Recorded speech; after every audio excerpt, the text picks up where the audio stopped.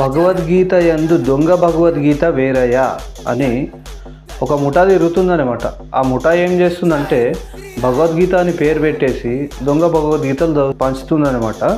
అయితే ఆ భగవద్గీతలు ఏమని ఉంటుందంటే యేసు గొప్ప అని ఉంటుంది, ఇంకేమేమో ఉంటుంది అనమాట. ఈ కొండగోర్లకంతా ఇదొక కొత్త ఫ్యాషన్ అయిపోయిందనమాట. ఈ ఫ్యాషన్ ఏంటి అంటే ఇప్పుడు నడిచే అప్డేట్ ఏంటంటే భగవద్గీత అని పేరు ముందర పెట్టేస్తారు, లోపల మొత్తం దొంగ భగవద్గీత ఆ కొండగొర్రెలకు ఏదైతే సంబంధించింది ఉంటుందో అది ఉంటుంది అనమాట.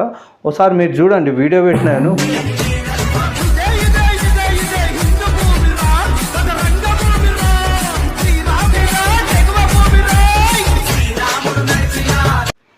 ఇప్పుడు భగవద్గీతలు అంటే మనం స్నానం చేసినాక మనం చదివేది వేరు.